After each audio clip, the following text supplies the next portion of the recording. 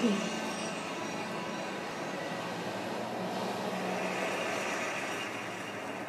to Thailand. Now, when I was a young man 40 years ago, the country was very, very poor, with lots and lots and lots of people living in poverty. We decided to do something about it. But we didn't begin with a welfare program or a poverty reduction program, but we began with a family planning program following a very successful maternal child health sets of activities. So basically, no one would accept family planning if their children didn't survive. So the first step, get to the children, get to the mothers, and then follow up with family planning. Not just child mortality alone, you need also family planning. Now let me take you back as to why we needed to do it. In my country, that was the case in 1974. 7 children per family, tremendous growth at 3.3%. There was just no future. We needed to reduce the poverty growth rate. So we said, let's do it. The women said, we agree, we'll use pills. But we needed doctors to prescribe the pills. And we had very, very few doctors. So we didn't take no as an answer, we took no as a question. So we went to the nurses and the midwives, who were also women, and did a fantastic job at explaining how to use the pill. That was wonderful, but it covered only 20% of the country.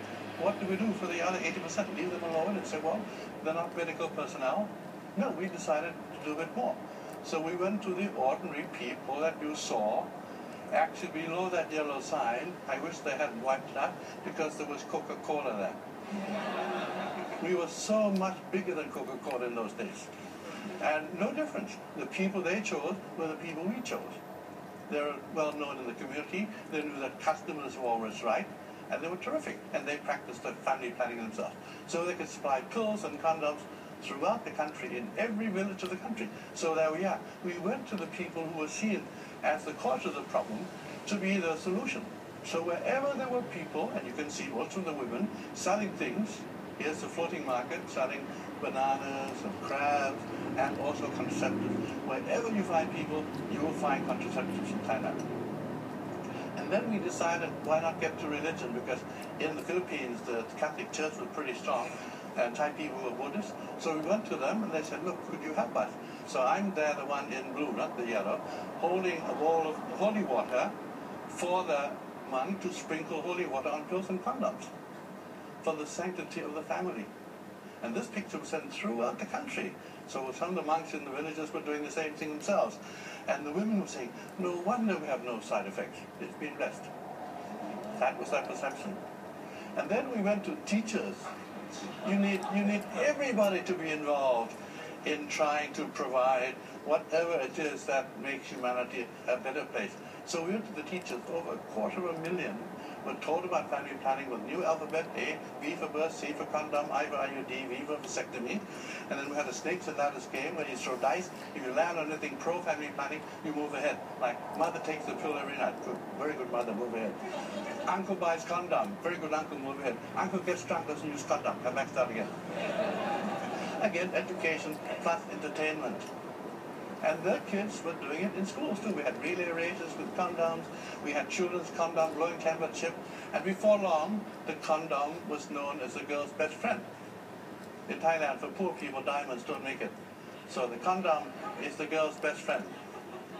We introduced our first microcredit program in 1975, and the women who organized it said, we only want to lend to women who practice family planning. If you're pregnant, take care of your pregnancy. If you're not pregnant, you can take a loan out from us.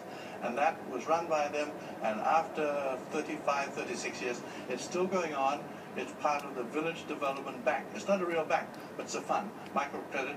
We didn't need a big organization to run it. It was run by the villagers themselves, and you probably hardly seen a Thai man there. It's always women, women, women, women. And then we thought we'd help America, because America's been helping everyone, whether they want help or not.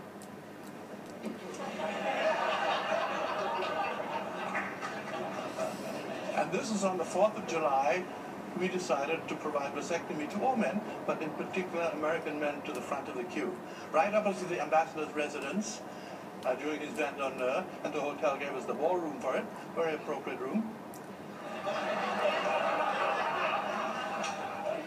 And since it was near lunchtime, they said, all right, we'll give you some lunch. Of course, it must be American cola. You got two brands, Coke and Pepsi.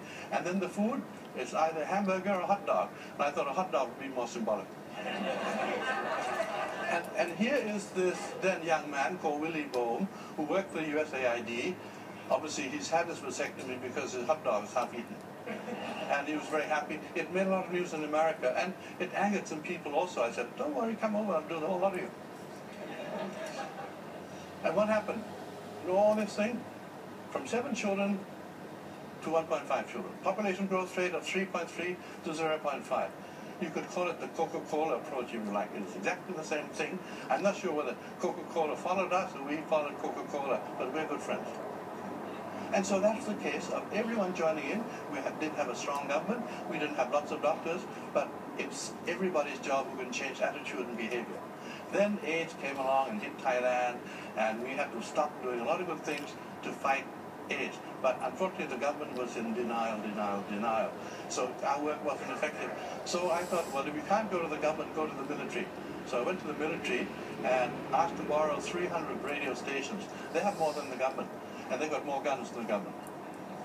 So I asked them, could they help us in our fight against HIV?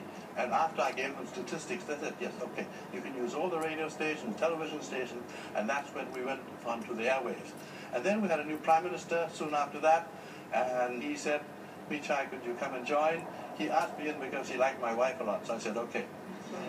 He became the chairman of National AIDS Committee and increased the budget 54. Every ministry, even judges, have to be involved in AIDS education. Everyone. And we said the public, institutions, religious institutions, schools, everyone was involved.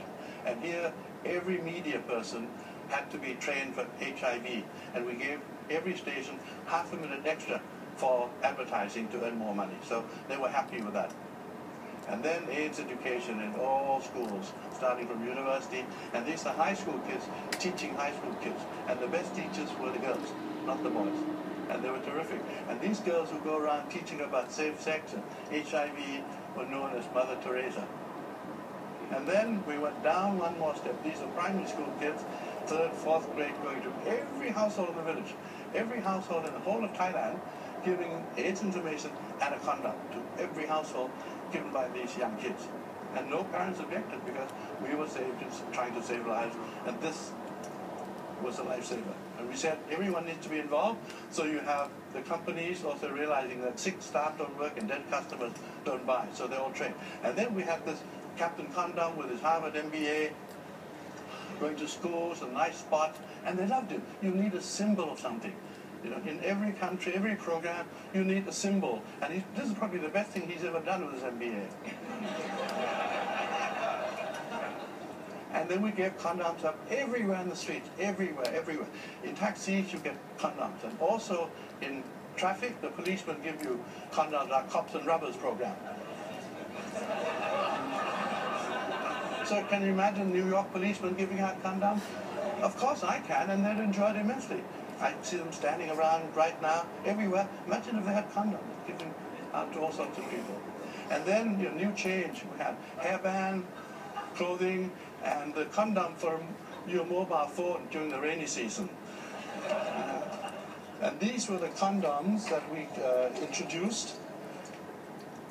One says, weapon of mass protection. We found, somebody here was searching for the weapon of mass destruction, but we have found the weapon of mass protection, the condom. And then it says here with the American flag, don't leave home without it. But I have some to give out afterwards, but let me warn you, these are Thai size, so be very careful. And so you can see that condoms can do so many things. Look at this. I gave this to Al Gore and to Bill Senior also. Stop global warming, use condoms. And then this is the picture that I mentioned to you, that the weapon of mass protection. And let the next Olympics save some lives. Why just run around? And then finally, in Thailand, we're Buddhists, we don't have a God, so instead we say, in rubber we trust. So you can see that we added everything to our endeavor to make life better for the people. We had condoms in all the refrigerators in the hotels and the schools because alcohol advanced judgment. And then what happened? After all this time, everybody joined in. According to the UN, it declined by, new cases of HIV declined by 90%, and according to the World Bank, 7.7 million lives were saved. Otherwise, there wouldn't be many types walking around today. So it just showed you could do something about it. 90% of the funding came from Thailand. There was political commitment, some financial commitment, and everybody joined in the fight. So just don't leave it to the specialists, the doctors and nurses. We all need to help. And then we decided to help people out of poverty now that we got AIDS somewhat out of the way. This time not with government alone, but in cooperation with the business community. Because poor people are business people who lack business skills and access to credit. Those are the things to be provided by the business community. We're trying to turn them into barefoot entrepreneurs, little business people. The only way out of poverty is through business enterprise. So that was done. So the money goes from the company into the village via tree planting. So it's not a free gift. They plant the trees, and the money goes into the microcredit fund, which we call the Village Development Bank. Everybody joins in, and they feel they own the bank because they brought the money in. And before that, you can borrow the money. You need to be trained. And we believe if you're going to help the poor, those who are living in poverty, access to credit must be a human right. Access to credit must be a human right, otherwise they'll never get out of poverty. And then before getting a loan, you must be trained. Here's what we call a barefoot MBA, teaching people how to do business so that when they borrow money, they'll succeed with the business. So these are some of the businesses: mushrooms, crabs, vegetables, trees, fruits, and this is very interesting, Nike ice cream and Nike biscuits. This is a village sponsored by Nike. They said they should stop making shoes and clothes, make these better because we can afford them. And then we have silk, Thai silk. Now we're making Scottish tartans, as you can see on the left, to sell to all people of Scottish ancestors. So anyone sitting in and watching TV, get in touch with me. And then this is our answer to Starbucks in Thailand. Coffee and condoms. See, Starbucks keeps you awake. We keep you awake and alive. That's the difference. Can you imagine at every Starbucks that you could also get condoms? So you could order your condoms with your cappuccino. And then now, finally, in education, we want to change the school as being underutilized into a place where it's a lifelong learning center for everyone. We call this our school-based integrated rural development, and it's a center, a focal point for economic and social development. So redo the school, make it serve the community needs. And here is a bamboo building. All of them are bamboo. This is a geodesic dome made of bamboo, and I'm sure Buckminster Fuller would be very, very proud to see a bamboo geodesic dome.